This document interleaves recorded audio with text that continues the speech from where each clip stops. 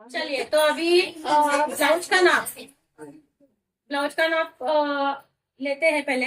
Body से नाप अगर लेते हैं तो लेंथ अगर आपका 14 है, फ्रंट नेक आपका 7 है, शोल्डर आपका 15 है, वेस्ट आपका जो है वो है समझो 32 और चेस्ट है आपका 36। अगर ये नाप है आपका, आपने बॉडी से लिया है समझो, तो डायग्राम इसका आर्मोल मतलब मुंडा और इसका शोल्डर आप कैसे लेंगे? सब लोगों को यही कंफ्यूजन होता है ना।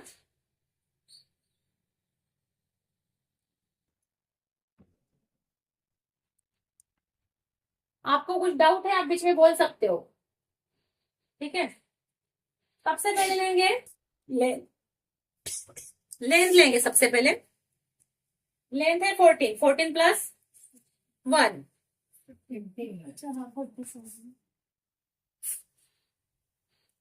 एक इंच मिलाते हैं। आधा इंच यहाँ सिलाई में जाता है, आधा इंच यहाँ सिलाई में जाता है, ठीक है।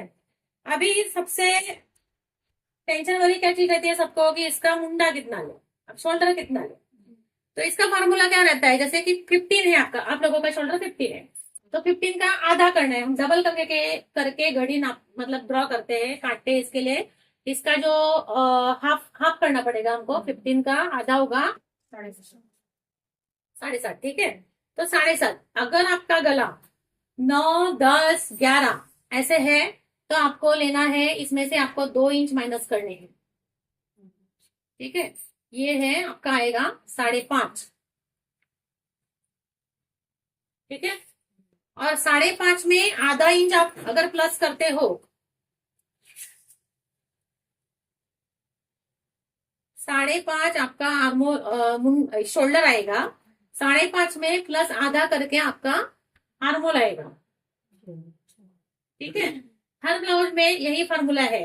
अभी कैसा रहता है, किसी किसी को गला डीप ज्यादा रहता है तो गिरने का ज्यादा मतलब प्रॉब्लम होता है कि हमारा शोल्डर गिरता है। तो ऐसे टाइम पे क्या करना है कि 5.5 में से भी आपको 5 इंच हटा देना है और आपको लेना है 5.25।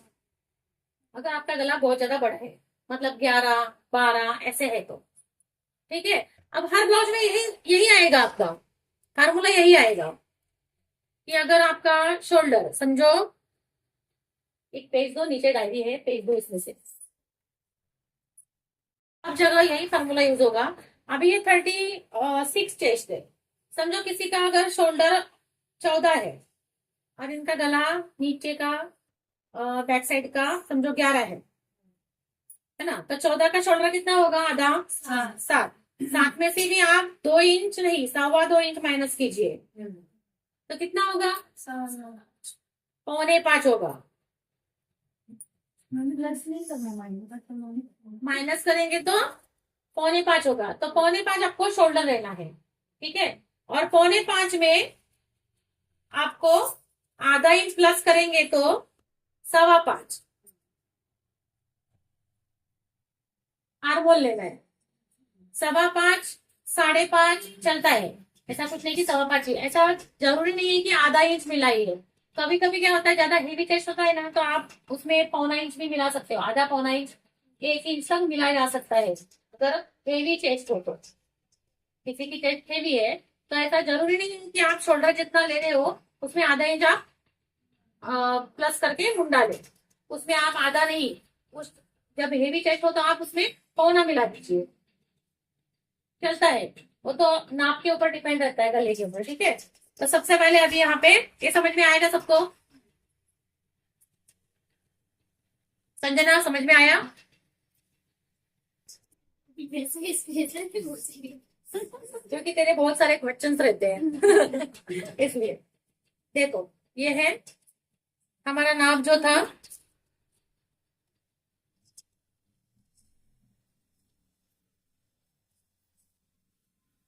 लेंथ इसकी कितनी थी, 14, 14 प्लस 1। इसका जो चेस्ट शोल्डर है इसका जो है 15 है, 15 का हाफ करेंगे तो 7.5, माइनस करेंगे उसमें 2 इंच तो 5.5, तो यहां से लेंगे 5.5। आप बस इसी फार्मूले से चलोगे ना तो भी कोई प्रॉब्लम नहीं है, आपका ब्लाउज आराम से बनेगा।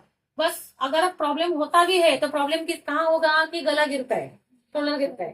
तो ऐसे टाइम पे क्या करना है आपको कि 5 इंच और शोल्डर कम कर लेना है। तो 5.5 इसका शोल्डर है, तो मुंडा कितना आएगा? आर्मोल, कोई मुंडा बोलता है कोई आर्मोल बोलता है, ठीक है, मैं मुंडा ही बोलती हूँ। 6 इंच इसका मुंडा आएगा। अब यहाँ पे चेस्ट देखिए, चेस्ट कितना है? 36 का 4 पार्ट्स कितना होगा?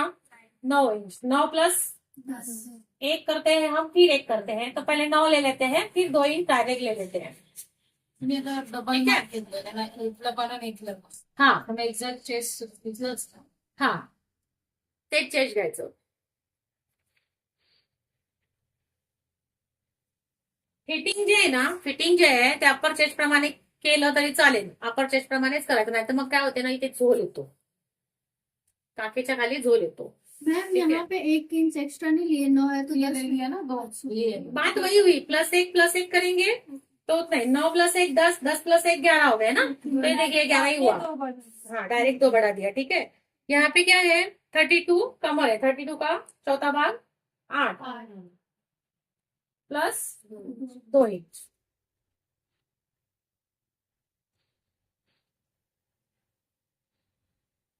अब देखो, जब हमारे पास ब्लाउज नहीं रहता है, तब क्या करते हैं हम लोग? क्या करते हैं कि कभी कभी हम लोग क्या करते हैं कि यहाँ पे जो है हमारा ब्लाउज रहता है, तो हम ये गिन गिन लेते हैं आर्मोल, ठीक है, आर्मोल गिन लेते हैं। लेकिन अभी हमारे पास ब्लाउज नहीं है, तो क्या करना है? यहाँ से कॉर्नर पे, आपको यहाँ से कॉर्नर पे लेना है 1 इंच, ठीक है, 1 इंच लेना है वहां पे और शेप निकालना है।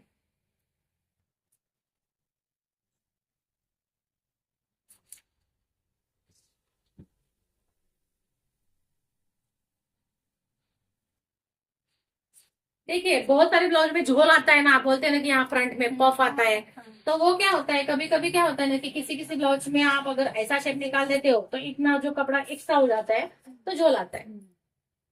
ठीक है, इनसे घ्यायचा का हाँ, फक्त एक. अगर आपके पास ब्लाउज नहीं है तो, ठीक है, हाँ. अगर आपके पास ब्लाउज नहीं है तो आप यहाँ पे 1 इंच लेके शेप दीजिए। अगर ब्लाउज है तो ब्लाउज का आर्मोल आप गिन सकते हो, कैसे गिनना है मैंने आपको बताया है, ठीक है। अब यहाँ पे देखिए, इसका गला जो है, बैक नेक जो है, बैक नेक हम इसका 11 ले लेते हैं। 11 इसलिए लेते हैं ताकि मैं आपको बता रही हूँ उसमें कि गला गिरता है, शोल्डर गिरता है या फिर झोल आता है तो क्यों आता है, ठीक है। तो 11 अगर लेते हैं तो हमें है ना, ये जो गले का साइज है, ज्यादा नहीं लेना है, ये कम नहीं करना है, ठीक है। ये कम करोगे आप तो आपका शोल्डर गिरेगा। हम यहाँ से 2.25 इंच रखेंगे। ये किस हिसाब से करना पड़ता है? देखिए, ये जो है, ये जो 11 है ना, आप गला लिए 11, तो अगर हम ये ज्यादा बढ़ा देंगे, हाथ ये शोल्डर कम कर देते हो आप, तो गिरने के प्रॉब्लम्स होते हैं ज्यादा। इसलिए हमें ज्यादा अगर डीप गला है तो ये ज्यादा छोटा नहीं लेना है। शोल्डर प्रॉब्लम यहाँ पे हर ब्लाउज में 2 ढाई रखना है। नहीं, ये शोल्डर आपका कितना है उसके ऊपर डिपेंड करता है। अभी इसका 5.5 है, अगर आप 5 ही शोल्डर लेते हो हाँ, तो वापस ये छोटा हो जाएगा, तो ये आपको इधर ही लेना पड़ेगा वापस। मतलब क्या कि 2.25 का आपको ये 2.25 ही लेना पड़ेगा, ठीक है। अब देखिए यहाँ पे ये कितना लिया? 2.25। तो गला ब्रॉड करते हैं ना तो भी आपका शोल्डर गिरता है, तो 2.25 लिया ना, तो यहाँ पे आप 1 इंच बढ़ा सकते हो, 3.25। अब देखिए यहाँ पे 11 लेते हैं।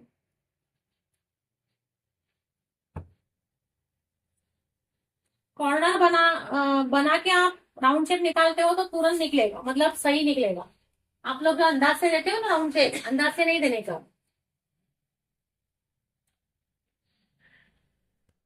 देखो, अच्छे से बनेगा, ठीक है। अब इसमें क्या है कि आपका अगर आर्मोल में आपके अगर यहाँ पे पफ आता है तो क्या करना है? देखो, अगर गला यहाँ से शोल्डर गिर रहा है तो आपको आधा इंच यहाँ से कम करना है, सॉरी आधा नहीं 1/2 इंच, ठीक है। 1/2 इंच यहाँ से कम कर दीजिए, अंदर से जाएगा ये शक्ति, ठीक है। यहाँ पे 1/2 इंच कम कर दिया तो आपको यहाँ पे भी 1/2 इंच इस साइड लेना है,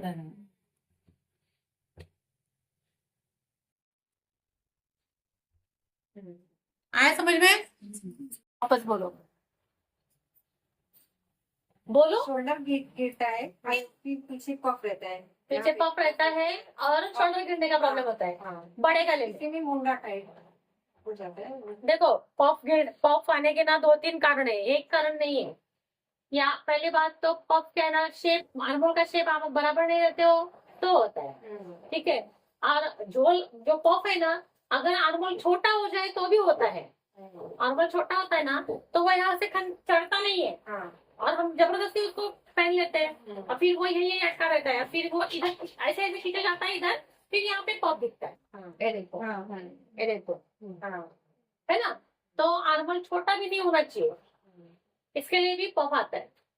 और बड़े गले में तो आपको 2-3 ही चीजें करने हैं मेन।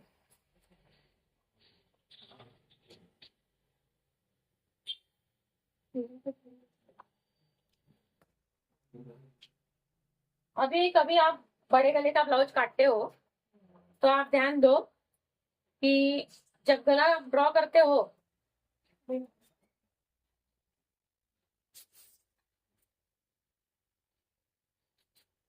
कि कितना 5.5 था, 6 था ना हमारा।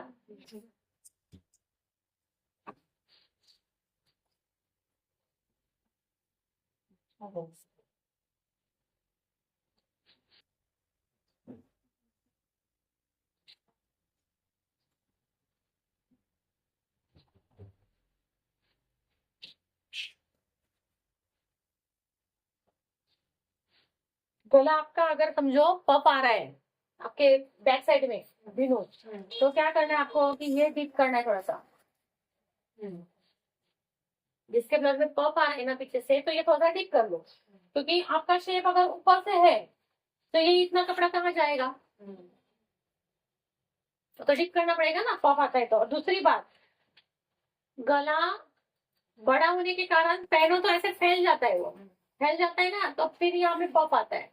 तो उसके लिए आपको यहाँ से आधा से पौना इंच कट कर देना है, आधा या पौना, यहाँ से कट कर दो तो ये प्रॉब्लम नहीं आएगी आपकी। दूसरी बात, अगर गला आपका गिर रहा है तो यहाँ पे भी आप 5 इंच शोल्डर कम कर दो, ये ऐसे आएगा।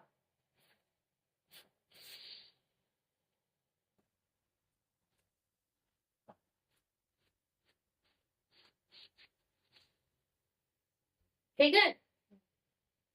मिस नॉर्मल ब्लाउज में इतना इतना ले सकते हैं क्या? क्या काटते समय क्या ये आप जो दे रहे हो आधा इंच का ये गला गिरता होगा, आपका शोल्डर गिरता होगा तो ही है। या फिर दूसरी बात क्या है, शोल्डर गिरने का और भी एक मतलब ये है, सोल्यूशन है कि शोल्डर ना गिरे। जो पाइपिंग रहती है ना, धागे वाली पाइपिंग, वो धागे वाली पाइपिंग बनाओ। और जहाँ शोल्डर का ये वाला पोर्शन है ना, आगे पीछे शोल्डर के 2 इंच आगे और शोल्डर के 2 इंच पीछे खींच के लगाओ, टाइट लगाने का तो नहीं गिरता है, तो नहीं गिरता है। दूसरी बात, सबसे मेन और इम्पोर्टेंट बात जो है शोल्डर गिरने के लिए, जैसे यहाँ से हम 2.25 ले रहे हैं, ठीक है, तो ये हमारा नॉर्मल गला कितना था, 11 इंच, तो वो निकाल लेते हैं। मैं आपको सिखाते टाइम भी बहुत बार बताती हूँ ये चीज। इससे देख के रखना है था ना। हाँ, ये लिख के दो। मैं आपको सिखाते टाइम भी बहुत बार बोलती हूँ कि ना, हर एक का अलग अलग तरीका रहता है, किसी का कुछ और रहता है, किसी का कुछ और रहता है, लेकिन मेरे ख्याल से मतलब मैंने ये टेक यूज की ना, तो मेरे शोल्डर कभी नहीं गिरे, मतलब कभी मुझे कंप्लेंट नहीं आई ऐसे कस्टमर की मेरा शोल्डर गिरता है।